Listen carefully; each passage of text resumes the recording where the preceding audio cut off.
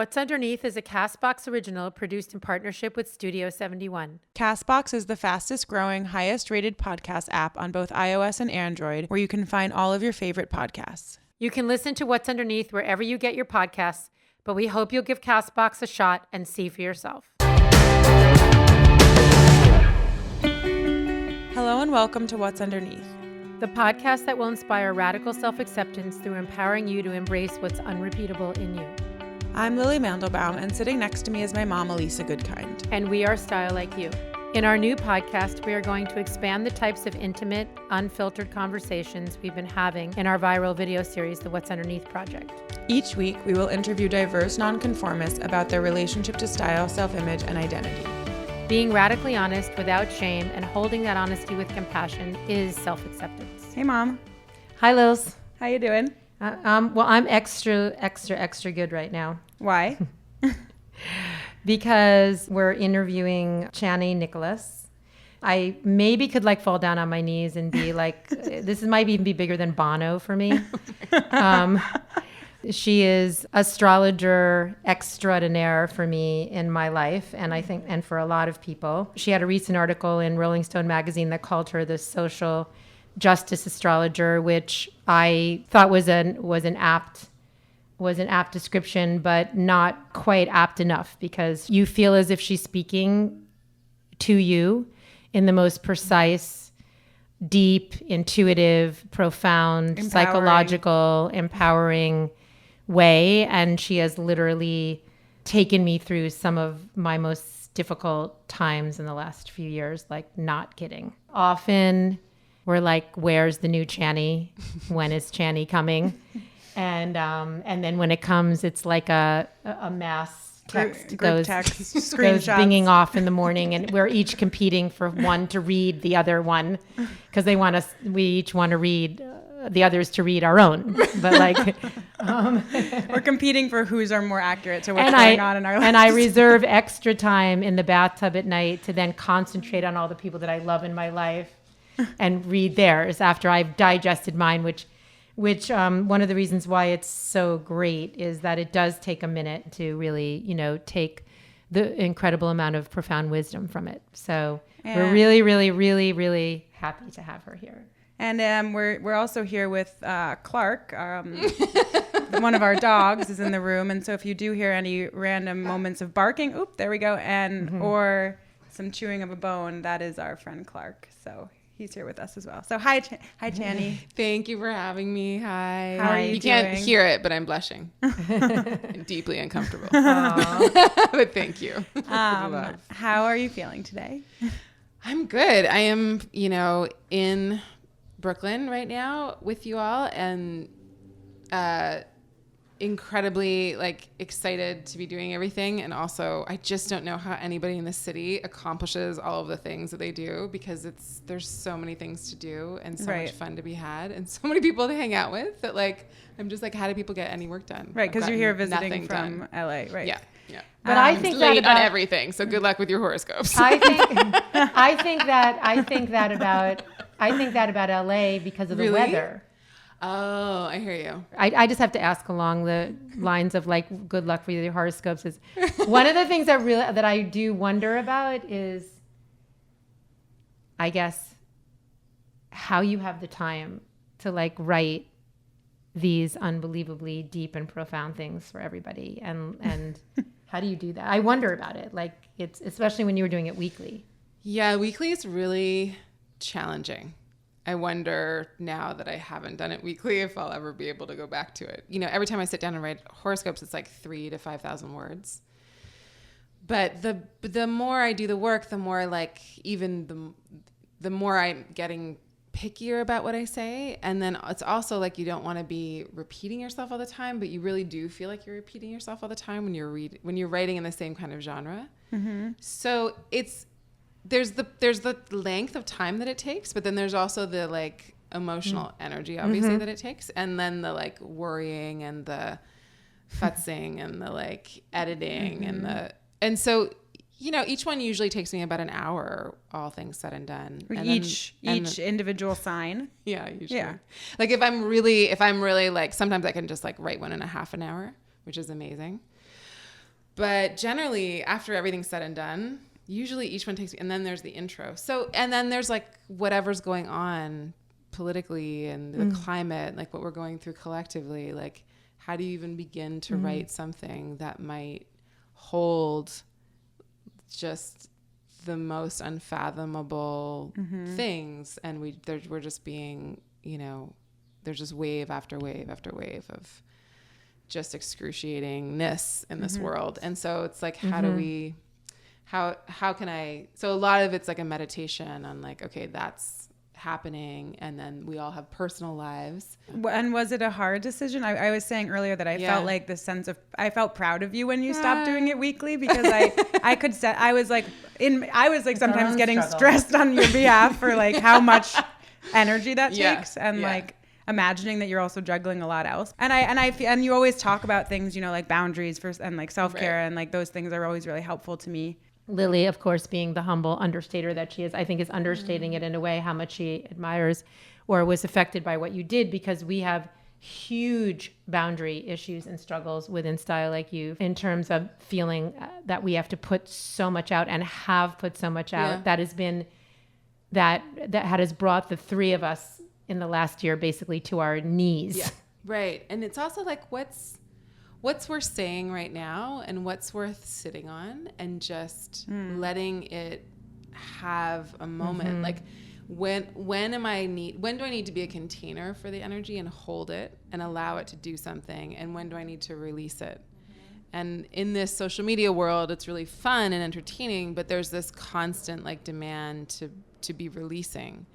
And I think it really devalues the time of incubation. Like we need periods of creative incubation. Contemplation. Yeah, we need that reflection, all that like inner work.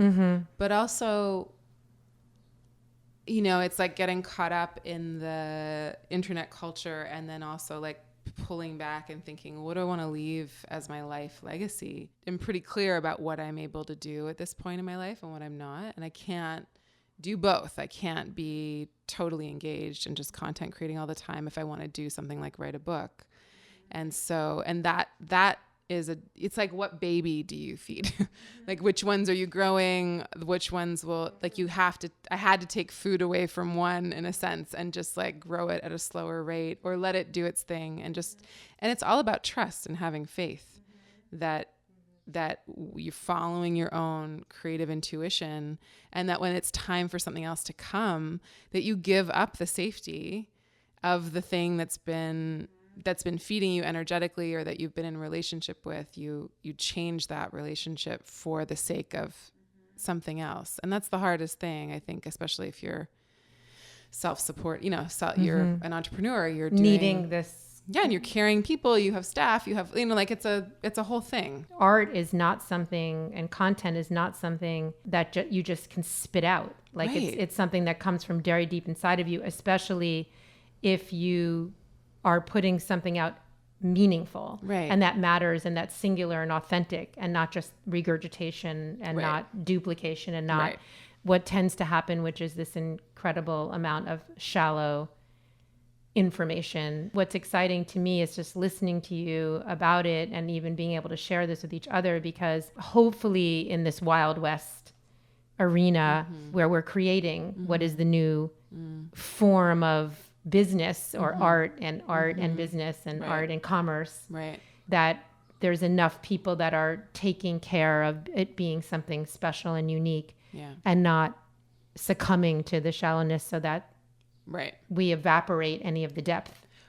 Completely. And I think about things that I read that I love, or that I see that I love, or that I've experienced, and the artist that created that, and the time it took to create that thing, and the statement that it makes that, yes, 1,000 other people can try to like spin on and replicate, but it was the depth of that thing and the honoring of that creation. Original, something truly original. Yeah. And it takes time and it takes choice. And so you have that's part of boundaries, right? Like you have to say like, I'm choosing to this thing, and I'm going to doubt it, and I'm going to fear it, and I'm going to feel the emptiness of doing something on my own, and all of the intensity that comes with creating something. but I gotta stick with that commitment to it. It's who you are and why you're here. It's not, Yeah. we're not here ultimately. I'm sure you feel the same way. Ultimately, we're not here to be liked. Right. Hopefully. We're here to love. Hopefully, otherwise I'm screwed. we're here to be love and give love and Right. be as loving to ourselves and to others and all of that. But we're not here to like be popular. Maybe I should say that. Be popular. Right. You know? And then it's weird because it's skewed now in so many ways, because then what's happened on the internet is it's been really great part of like those that haven't been liked or haven't been included have had a space, but then it like tips over into being liked there too. So it's Right. I think we're always navigating that. Right. How do we work with our egos and not like, what am I getting sucked into? What's the price? What's the benefit? Where am I? And it's always, for me, it's always like, am I losing myself?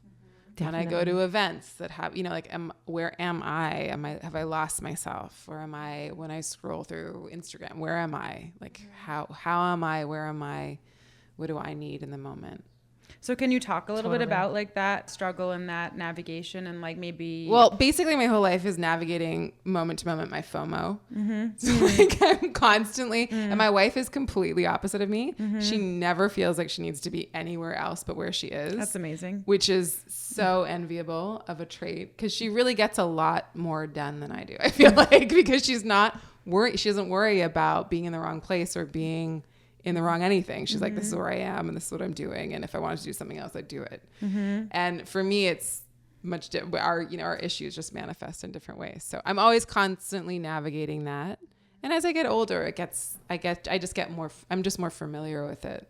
Can I hear honestly. like a specific example just to bring it to light a little bit? Like I know it's Of my probably, FOMO? yeah, just My like in a God. moment where, Okay, so this is my experience, because I also don't live on the east side of LA. I live on the west side of LA, and nobody cool lives over there. But the air quality is really good, so it's like and it's not hot, so that's all good. But I always feel left out. I just always feel like I'm not in the scene. I'm not, like, I come to New York and I feel like it's much easier to feel like you're integrated into everything. And I'm like, oh, cool. It feels like summer camp. Like you can just go somewhere and you'll know 7 people. In LA, I don't feel that. And so I always feel like, God, I don't really have any, like, all these people know me, but do I have enough friends? Like, I wasn't invited to that party. Like, I'm not engaged in the world like that. I feel exactly the same way. Yeah. I think a lot of feel people do. exactly the same way. I'm always a little bit misstepped. Yeah. Kind of, or it's like just off step with all that. I don't get invited to things. Yeah. There's panels everywhere. I do not understand why we are never, like, how, like, we should be on these panels. Like, why I are love we being there? on panels. Like, why is StyleLikeU not on a panel? Like, Right. but everyone else is always on a panel. And like, So it's all your abandonment issues.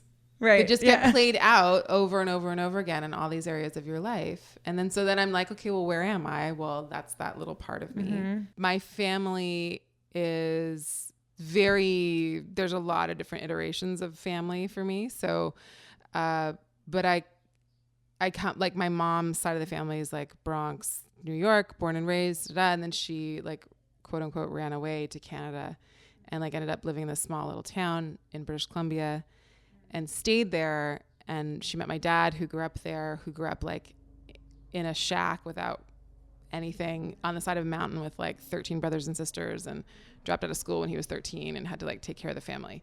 So they're very different people, like, and then they came together. But I grew up in a culture that was very escapist, and it was very like white hippie culture. So there was a lot of draft dodgers from here that went up to Canada. And then there was a lot of like people like my dad that like grew up there, but they just created this little like environment that really took the whole sex, drugs, and rock and roll thing to the furthest extent they possibly could.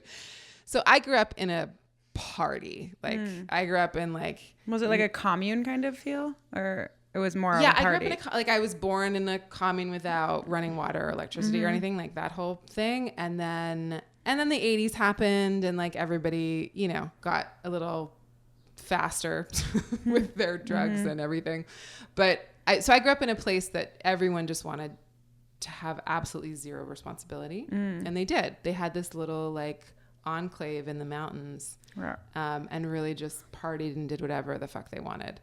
And the kids really, like, we were just like Lord of the Flies. Right. We were just like running around without any parental supervision at all. So I grew up in a party, and I don't drink, I don't do drugs. I've been in some sort of therapy since I was 14. I've like actively sought out healing and becoming aware since I was very young. And I was just a really lonely kid I was just a kid in a giant party, and didn't have the parenting. I had zero parents. Yeah. So I was the parent, and it's just that whole thing. So I've always chosen a really different way, which was the way of like, I'm going to kill myself or I'm going to heal. And, I was a really depressed kid. I was really repressed. I was super, super neglected, I think is the thing. And thank God I escaped. I don't know how, but I escaped a lot of forms of abuse. But what I experienced was just nobody's eye was on me. So everything that I write is like, when I write the affirmations, that's just me talking to myself. Yeah. Like, that's how I learned how to parent myself. Was I had to, again, moment by moment, like choose to stay alive and choose to keep my eye on myself. And it's not an easy thing to do. And when you feel that unloved and unlovable, it's really hard to claim yourself. And so all of those things that I write are just, it's from that place of such deep self-rejection and having to reclaim a self that nobody seemed to want because they were too caught up in their own healing crisis. Do you have siblings? Yeah, I have I have a half sister who's incredible. I have step siblings. I have a lot of people in my family that have had a really hard time with substances and with incarceration and with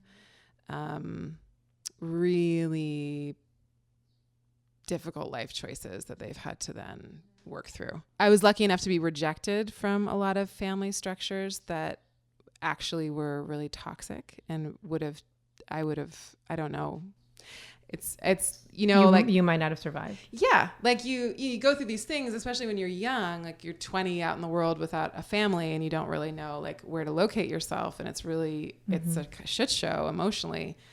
But at the end, a couple decades in, it's like, fucking thank God I was so rejected. Thank God I was so different. Thank God because I would have stayed in and tried to, quote unquote, like save people or help people or whatever. And I was drowned. losing. Yeah, totally. For a child, it's so incredibly difficult, or for a lifetime, maybe it's so difficult to understand or accept that level of pain and rejection and of not being understood or you think something's right and it's really just not the way it should be. Yeah. It's just a very, very, very, very difficult thing to accept. And to not take it personally.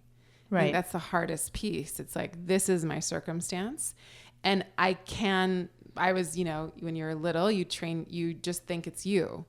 You think it's all because of you. Right. But it takes so long to start to differentiate and parse out. Like, I had to go really far away. I had to travel like really, really, really long distances to be able to get some kind of perspective on it, I think, and come to terms and have breakdowns, like what I would term like separations from myself and massive like cracks psychologically in places where I wasn't familiar with their surroundings, didn't speak the language, in order to find a way to hold it. I'm a really extreme person, so I'll just like go way out. Like what? Can you give us like before the internet, I went to like the other side of the world and there was no one knew where I was and no one knew. I mean, I just wasn't in touch with anybody. And I was just in the middle of countries that weren't necessarily safe for me to be there in. And I really had no right going by myself, like some young Canadian girl. Like what was I doing? it was like I had to have that experience of going so far away to get perspective on what had happened. Right. And only in being in those extreme situations was I able to see myself in some way and witness something about myself, and therefore start to repair something, the relationship with myself. Because I'd never to know really that had it wasn't one. you, that these, is that what you're saying? Like that? Yeah, it was like either I can just walk off this cliff, or I can hold myself here. But I can't be in the in-between anymore. Like either I'm going to make too dangerous of a decision and that will be it, or I like claim myself for myself here and now. Are you kind of saying that like in a way you were, place. Do you feel like when you were like in a way you were like toying with like the edge of safety and things like that? Like always. I mean, it's shocking that I'm alive considering. Really? Yeah. So like literally you were like contemplating like were you actively contemplating potentially like there's the contemplation of I think that was actually much later in my life. I think that was later in my adulthood that I was like, this pain is too great to sit with any longer, because it had been so long. I think when there's like a constant and you've tried so many things and you're a couple decades into adulthood and it's still that difficult, those are the times where for me, that was what really weighed on me. I think when I was younger, I was just like, no one cares about me. No one knows that I exist in the world. I'm not important to anybody. No one's checking in on me. So fuck it. I might as well not be here. Get in that car with that guy and do that drug and do the thing. You're living in the image of what was handed to you. It's like an image of like, you're reflecting the image of the way you were treated, and that's who your person has become. And so what you needed to do is separate from that person and understand that the real person, or the person that you are in that present moment, not the child, is an entirely different person that has a different feeling about themselves. Yeah, or like that there was something in me that was valuable to live, that there was something that deserved to live. Do you feel like there was a moment that you like remember like a shift where you did see that? Yeah, it's kind of like, it's very stereotypical. Well, that's okay. I was really high on acid. I was in the mountains. Yeah. And how old were you? I was 20. Okay. I think. So this was the beginning of my turnaround. I had lost somebody.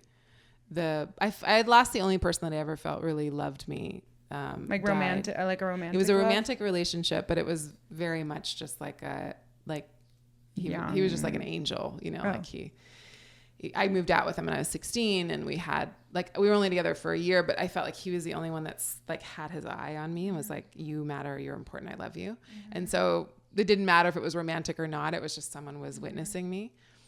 And he passed away when I think right before I went on this big trip. And I think that's it. What it did for me was it constellated my grief. So I had been grieving my life, my whole existence, and I didn't know it. And when he passed away, he was like something I could name. People were like, oh, you're grieving. And I was like, yes. And so all of my grief from my whole life and losing him could be poured into that experience. And then I went on this year-long trip when I was 20 and just like had a complete emotional, psychological breakdown. And what did that collected look like? Myself. It looked like the outer manifestation of all of the self-hatred that I had. So I think I was really awful to people. I think I was really mean. I think I was really caustic. I think I was really inconsistent as a person. I think I probably just appeared really like, what the fuck is wrong with her? Because I was just like you were hurting outpouring. So much. Yeah, it was like I was a wounded animal. Pain. Yeah, but I remember splitting from myself. Like I have that recollection of watching it and being like, holy fuck, but then not being able to kind of collect it.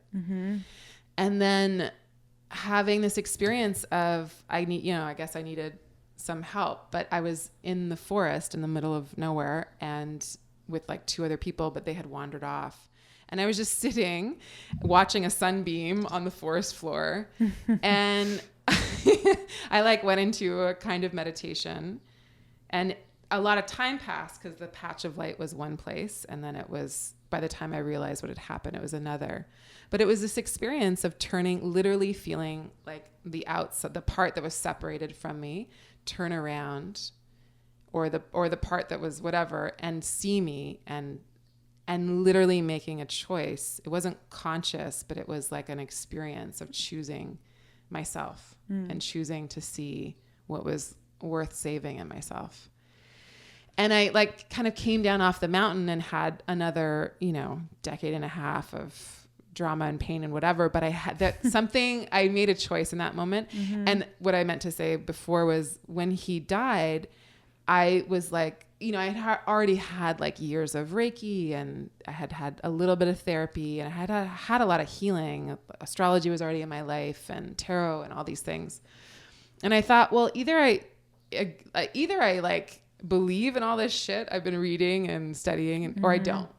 Either like this means something and it is part of some other bigger theme of my life, and he is still existing and his energy, or like I was on the subway and I was like, or I can just step in front of the subway and like be done with it. Like it felt really extreme at that time. For me, I had to pull myself back like piece by piece and integrate like stitch by stitch of myself.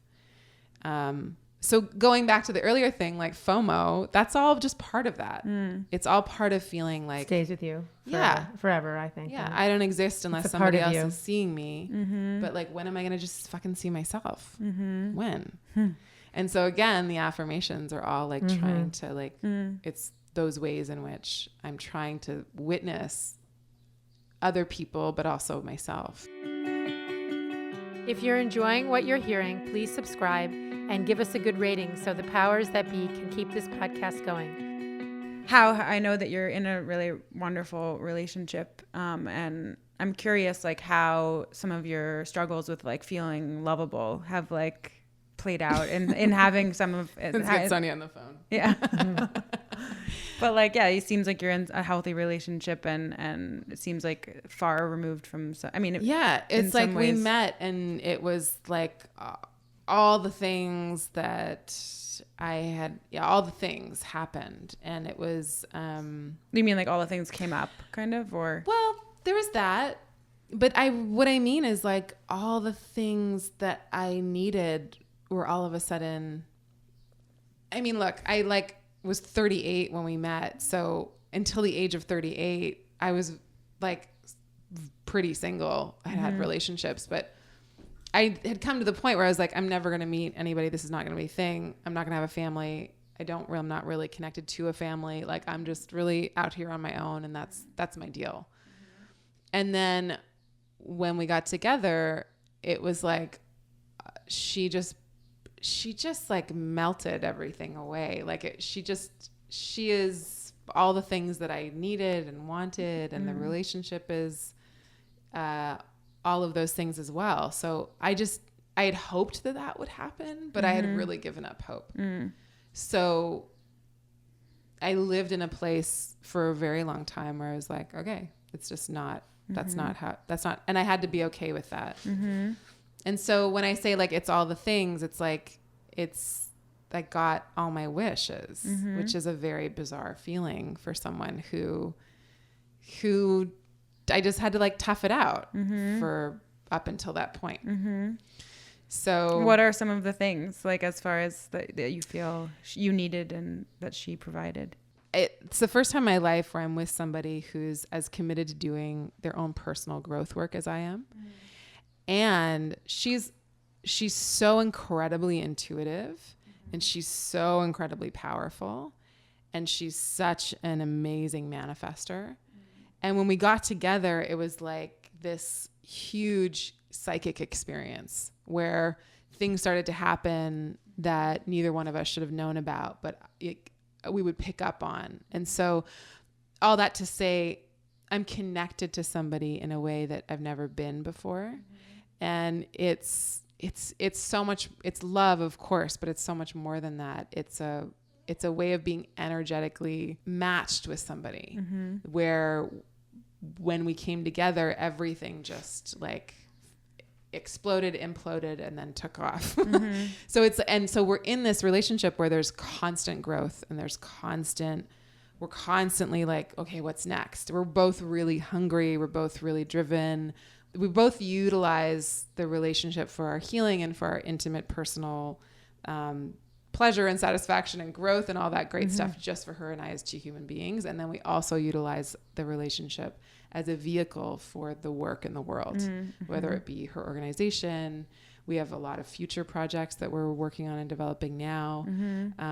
And so it just feels like I'm in this really exciting, creative partnership that's loving, and it's sexual, and it's creative, and it's intellectual, and it's also energetically just really gratifying and inspiring. And I've never been with anybody in a romantic relationship that was energetically so aligned. Yeah. It's like a whole, there's just this constant rebirthing kind of feeling.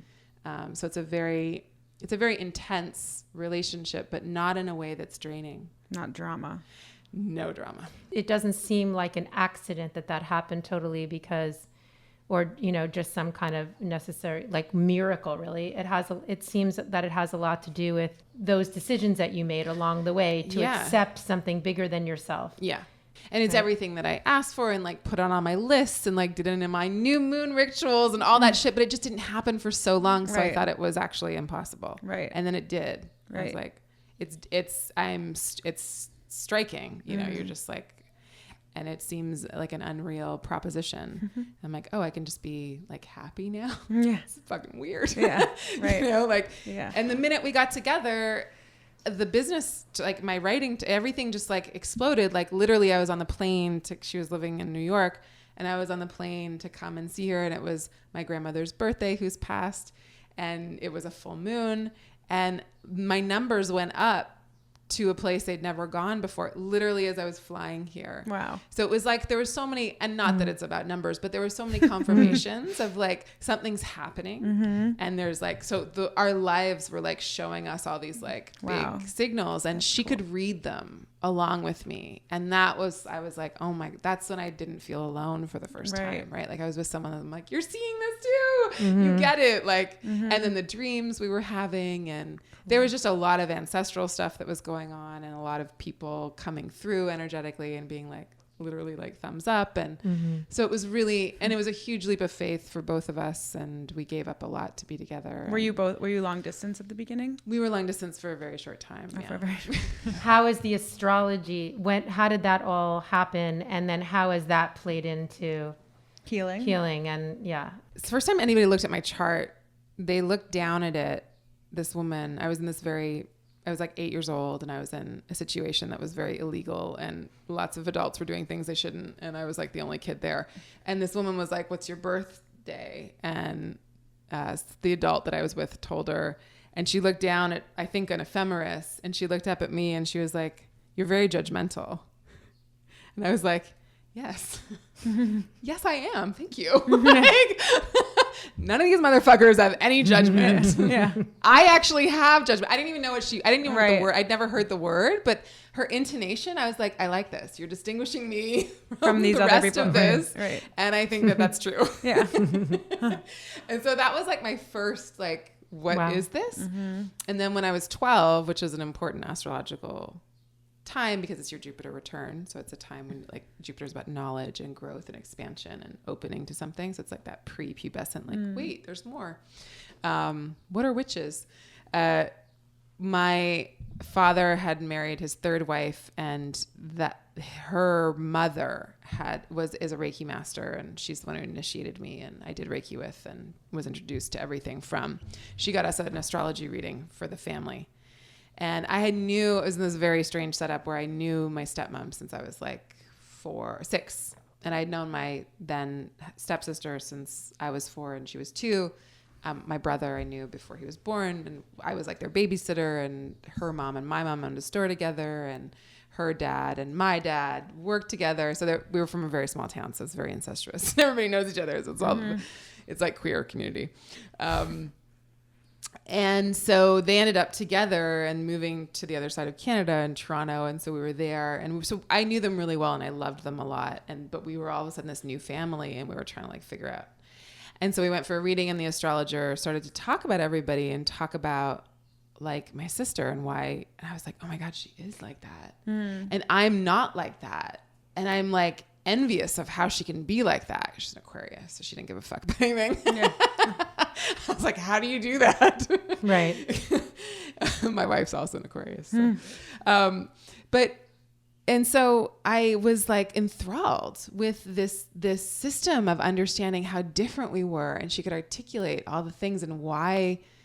And so it explained my life to me. And then of course having a reading was the first time I thought anybody had ever seen me. Wow. Like, Right. she was like, oh, you have a head and hair and shoulders. And I was like, I felt formed for the first time in my life. That happened to me too. When I Yeah. was 26 with the first reading I ever had, every single thing was true and happened. Right. And so you just, you come into existence, especially if you're somebody who's been not seen your whole life. Right. And a lot of us feel that, whether for a million reasons, it's family systems or gender or whatever the things are, we feel invisibilized. And so a reading brings you into like 3D, like all of a sudden you're, you pop out from 1D to 3.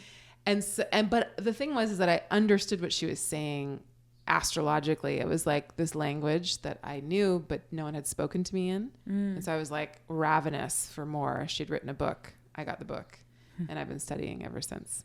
The symbolic language just like burned itself into my subconscious. And then I would dream about the planets and they'd talk to me in my dreams. And when I wasn't doing astrology, there were times when those dreams would get really loud and planets aren't really friendly. They're not like, they're like, hey, how's it going? You're like, get to work. Right. Right. So I've had a lot of experiences, like psychic dream stuff like that were kind of terrifying, but also really important. It took me a long time to recognize them for being important. I just would dismiss them all the time. And then different therapists or people in my life would be like, that's not normal because I don't have that. Right. I'd be like, really? Right. That's weird. And then when I started to write the astrology finally, I remember saying to my therapist, like, I think I'm in a relationship with this. Like all of a sudden I don't feel as alone. And that's really what astrology is for me. It's like one of the best friends I've ever had. I have this dream where I'm like trying to open my eyes, but I can't open them because the light's too bright. The light is going to like blind me or something. You're not supposed to open your eyes if it's going to burn your eyeballs. Do you know what I mean? Like there's a part of you that's like hunting for this thing that will destroy you because it's too much for the humanness. But you got that hungers. You got to temper it. You're not supposed, it can't. The truth. Listen, yeah. It's okay to sit with it with your eyes closed and feel it and receive it in other ways and let a little bit in at a time. But if you expose yourself to too much, it'll burn you. It'll burn you up. So true. That's so true. It's true. But it's so you, so that's why I'm laughing. It's so me. I was, it's so hard not to want it all and like get it all. Scorpio, I know. Double. I know. Sun and moon, rising Sag. And by the way, and then the Sag, throw that and in. we're supposed I can have more. Yeah. More depth and intensity. And 10 houses in Sag. No. I don't even know what that means. Okay, But yeah, I doesn't- forget. doesn't- We'll go, that's not a thing. Okay, whatever. Okay. I had that wrong. That's not a thing. But Wait, so when was it that then you actually started lot. like doing like making it a career move or like I've been paid for astrology for decades, but I didn't want to have it as a career. I didn't think it was a career. It wasn't something that I was like going to do. And why? also, Did you feel it was not legit or something? Yeah. Yeah, it was like I grew up in such a wackadoodle place. Like I grew up like I didn't have walls for most of my I'd like hippy dippy to the fucking extreme. Right. So I was like, okay, like Burning Man is like my nightmare. But I think I was searching for something Different, like not out there as much as your childhood or something. Yeah, I think so. I think You so. felt like maybe it was too something like legit. Yeah. And also astrology to like go back into the abandonment FOMO place is like I don't connect with a lot of other professions. When I was an actor, I loved being on set or in a cast. I loved that kind of camaraderie. But I'm also really independent, and as a writer, you just don't have that. So it's been a really big struggle for me, a professional struggle. The isolation. I'm really deeply isolated a lot of the time, which just goes back to my past of like being locked in a room at a party. Right. Like everybody else gets to have fun but me. Yeah, right. You should call me. Or just come stay here. So then what was the moment then that you like embraced it and didn't stopped resisting it as your main thing? It just chose, it was like, bitch, please. Like, right. Like nothing else really worked. I was getting older. And it was the thing that was picking up steam. And then were you already at that point like writing and sending newsletters of horoscopes? Yeah, I was doing it all, but it was only as a way to like not feel so... As your best friend, expressing yourself. Yeah, it was just a way also to just like, I felt I needed to do this. Otherwise I would kind of implode with the creative energy. So I was like, blah, no one's going to read this, but this is what I have. Right. And it was never a thought that it would do anything. Right. And then so I did that for a long time. I did it for free. I worked around the clock all the time in a lot of different healing capacities. And then when Chani and I got together, she was like, this is something, like, let's turn this is ridiculous. What are you doing with this? Like, we could really do something with this. And I was like, what? and then all of a sudden I had a partner, which I'd never had. Right. I'd never had somebody that helped me and like had their eyes on everything. And she works, I say this a lot, but like there was this moment where we were working side by side and I was like, oh my God, I think she works as hard as I do. Right. I think she's as like obsessive as I am and like as like passionate. painstaking. Yeah. And I was like, that was another one of those matches where I felt it was like an engine revving and then taking off. Right. And I was like, whoa, this is cool. So I needed that. And I can see that in my chart. And like, I know that like the ruler of my second house of making money is in my first house, which is me. And the ruler of my seventh house, which is marriage, is in my first house, which is me. So I know that my partner has to work with me. Oh, you know, cool. But I didn't know that until I really had a partner, and I was like, "Oh, that's how that works." Could you read your own chart? Like, is it hard to read your own chart?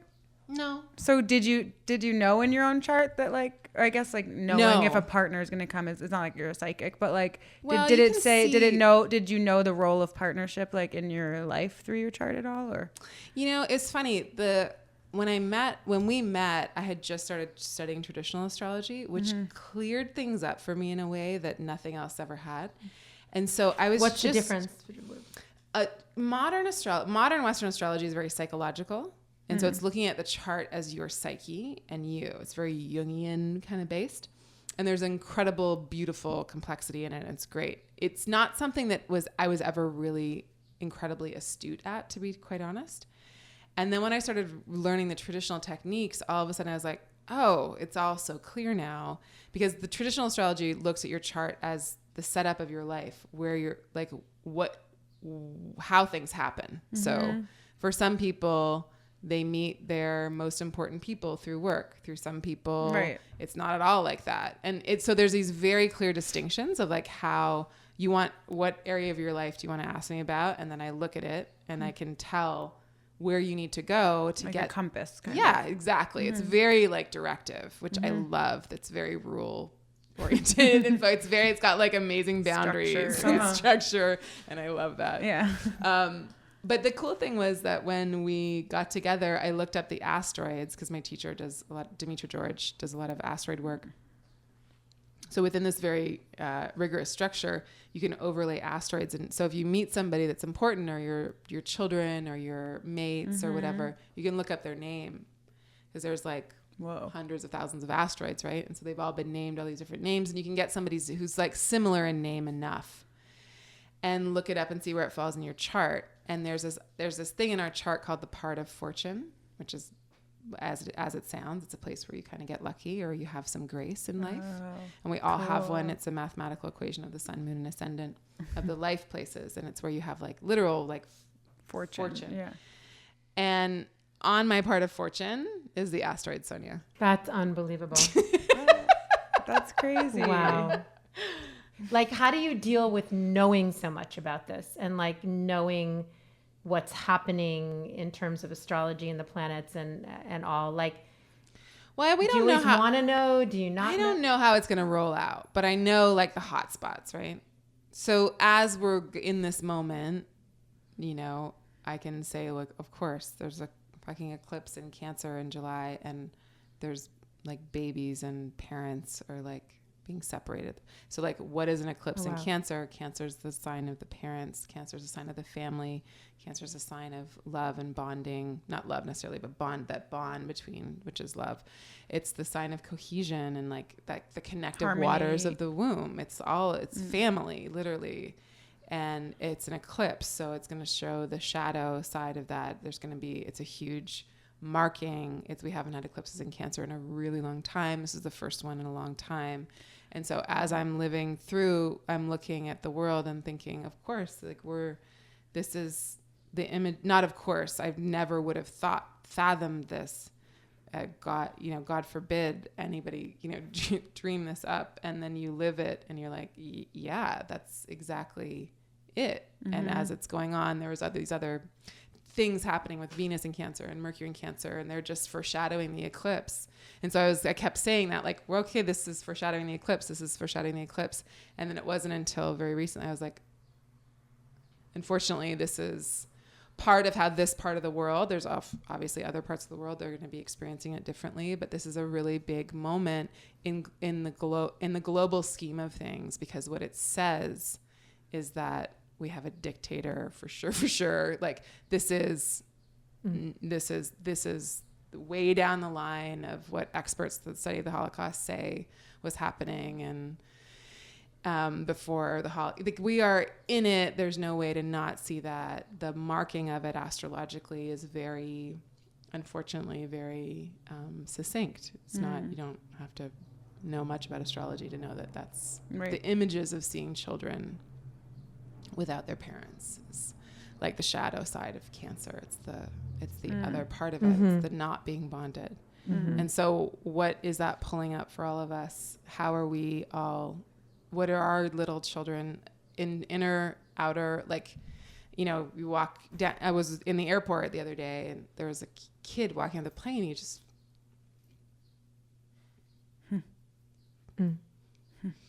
by himself. No, but you just see a kid. Oh, you see and a you're kid, just like, yeah. That's the, like, It's unbearable. It's unbearable. It's unbearable. There's nothing more unbearable So than seeing a child suffering, because, and also it's so basic. It's like, it's so basic. I mean, all of us, anybody suffering is awful, and so there's this, Cancer's like to fucking care. Like, how do we utilize our care and our energy to overthrow a fascist government that we've got? I don't know. It's like, It's beyond, it's overwhelming and it's all that, but we're in the moment. And I was just in Europe and I was just in Amsterdam and I was down the street from the Anne Frank house, and I'm, you're in Europe and you feel like in this house, you feel like you're kind of on this, you've seen so many fucking World War II movies. There's so many things about the Holocaust. There's so much. And so you're in it, you kind of feel like you're in that history. You're so inundated with it. And then Betsy DeVos walked by. Oh, whoa. And I was when like, you were there? Yes. Oh my God. She walked by and she looked me in the eye, and I was like, and then I was like, what do I do? Like, this is a monster. Like, this is evil is in front of me, and I'm right down, it's here. I'm in the past of it and I'm in the present of it. Wow. And I want to fucking what? And then I'm like, Chani, they're going to like call you off. Careful, like comment. But I literally was like, oh my fucking God, like out loud. And it's like, it's so cataclysmic. It feels like everything's colliding. This, and also, and And also, it isn't, this is in fairy tales. This is in our dreams. Right. This is in our, this is in huge. movies. Yeah. This is in books, but no, it's here. It's here. It's now. We're living in it this moment. I have another question. So what do you feel is the biggest risk you've ever taken in your life? The most important risk I ever took was getting married. It was a no-brainer. Like, I wasn't ever not going to, but it was an affirmation of believing in myself and believing in building a new life and in your worth. Yeah. Choosing all the good things in my life. I had to, the ceremony of that was so significant. And I had such an extreme reaction and experience of it that I think I don't know if it's maybe it's not a risk. No, it is a risk. You know, to commit to yourself to anything. It's vulnerable. Yeah. It was the biggest. It's really vulnerable. It was the most vulnerable I think I ever was. What is your biggest source of shame?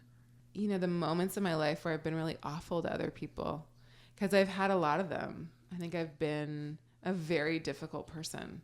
Like in your early 20s and stuff, like what you're talking about? Yeah, in my teenage years, I think in my childhood years, like not being nice to people, being like too sharp, too cutting, too envious. You know, my thing was like, well, nobody likes me. I'm not wanted anywhere. So I'm going to just keep replaying that over and over. And so I've done a lot of things, I think, to a lot of people, or I'm sure a lot of people have a lot of memories of me that aren't very nice. So what is your book about? Oh, astrology. It is hopefully going to be a very clear, concise manual kind of how to decode the most important parts of your chart. So we're kind of flooded with a lot of astrological knowledge, and it's kind of floating around and not really put anywhere in a sense. And so I want to take these traditional techniques that have been so clarifying and helpful to me and make them accessible. And so it's a book that's going to focus on the preliminary, very important pieces of your chart and how it really does illuminate life purpose. If you can just focus on the first couple of main themes and then start adding in things. So it's really going to be like an opener for how to understand your chart, how to understand what your chart says about your life purpose. So it's not about your sign. I'm really trying to get people off of the sign thing, because astrology is not just about signs. It's about planets and where planets are moving. And the signs, of course, lend a style. They're very important style. But there's so much more underneath that. And so I'm hoping to get the masses interested in a little bit more depth than just astrological signs. And there'll be like stories. I'll put it in little biographical things to kind of explain. Okay, my friend, I can't wait. I'm not exactly sure what my friend responded to our prompt of asking Chani questions that people had on Instagram. I'm not exactly sure what her question is, but I'm going to read it and see if it sparks something in you. Okay, so she wants you to talk about like queering astrology is what she said, like the nuances at play of gender, sexuality, and astrology. So Barry Perlman and I, before there was a queer astrology conference, we did a workshop called Queering Mars and Venus. And so in traditional astrology, there's a long tradition of separating everything into masculine and feminine. And I don't think that it was really seen in the same way as we see it now in the ancient world. That was obviously very gendered, very heteronormative, very sexist, very all those things. But I think that when we're talking about hermetics, we're looking at things in terms of qualities of like hot, dry, moist. We're looking at things as shapes, prickly, tastes. We're looking at all these different, what they call humors. And so masculine and feminine is part of that. But I think that what's been harmful in later iterations of astrology, of modern astrology, especially around like the 70s, 80s, is they were like very like men are Mars and women are Venus. Right. So, it's like there's a lot of ways in which really problematic heteronormativity was proliferated throughout that like the 70s wave of astrology. And so it's really important to deconstruct that and to talk about like what is Venus? Well, Venus is feminine energy, and we all have that and it's all expressed, but the way in which we're also having different conversations about gender also has to show up in the ways in which we're looking at astrological significations. And so I think it's really important for astrologers, because we're the ones putting out content, to, especially those that are cis and living a heteronormative existence, which is up until recently been the majority of astrologers. Majority, not all. And so what our generation has been really pushing at the older generation to do is like get educated and understand that like you're really being problematic and shutting down a lot of conversations or just turning people off of astrology that don't live life like you do and don't see the world like you do, don't experience gender like you do. Right. So there's that piece of it. Right. I think it's really important for astrologers to have the same kind of conversations that therapists have, that teachers have, that we all need to be in this conversation and be educating ourselves and each other about all the things, all the ways in which our identity and our representation matter and are incredibly diverse, like as diverse as there are astrology charts, there are manifestations of human beings, gender, race, all the stuff included. And so that's been part of my focus, is to be pushing a different conversation through the body of astrology, astrological work. Because a lot of astrologers still use, like, if you're like male Leo and male and woman, I mean, I Leo, just want to vomit. Right. Like, who is that written for? Who's left out of this conversation? What the fuck are we talking about? Right. What are we talking about? Right. And I get it. It's like really also, if you don't overly know, simplistic, and I mean, like times a million. Just snore. Yeah. Yeah. Totally. What does self-acceptance mean to you? Self-acceptance means an incredible amount of accountability and compassion existing at the same time. So it's like really being very willing to understand when I've been an asshole and when I've been hurtful and when I've done things that were unnecessary and how I can do better. And then also not berating myself to the point of shutting down completely, so that I don't actually get to grow. It's beautiful. Yeah. I've never heard that answer before. Really? Yeah. Well, it's kind of like forgiving yourself, you know. But at the same time, not letting yourself off the hook from being not accountable growing. and forgiving yourself. Yeah. What would you say to your 12-year-old self? I had a reading with a psychic. He just sat there and he said, "You're going to be okay." And he said it for like 5 minutes straight. And I just cried and cried and cried. Because he was just like, "You're just going to be okay. You have no idea, but you're going to be so, so, so okay." And I think that's it. You know, it always stuck with me. He was so compassionate and so loving in it. And he was so fathering in that moment. And I knew it to be true.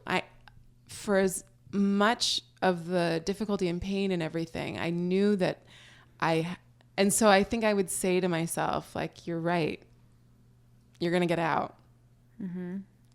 All that fury and passion and creativity that's in you will get you out. And if you can not hate yourself so much along the way, that would be really great. But it might not be possible. But it's true that that other voice in you that knows that you're going to survive and that you're here for a purpose is spot on, and you'll get there. Thank you so much. Thank you. That was Thank you for having me. This oh was my a goodness. dream That was come so true. beautiful. You are both experts you're like Oprah's. You're like dual digging out the Thank you. Well, we think you're your what's own, underneath. You're a version of Oprah in your own way too, for us. We hope you were inspired by this episode. Until next week, that's it from me, Elisa. And me, Lily. If you agree that facades separate us and being radically honest brings us together, help spread the movement for radical self-acceptance by sharing this episode and subscribing to our podcast. You can also watch our videos by subscribing to our YouTube channel and following us on Instagram, Twitter, and Facebook using the handle @StyleLikeU. That's the letter U instead of the word you. And check out our book, True Style is What's Underneath, The Self-Acceptance Revolution, on Amazon or at a local bookstore near you. We can't skip ahead to a happy ending or live inside a photoshopped image or an Instagram filter. There's no finding oneself when glossing over the truth.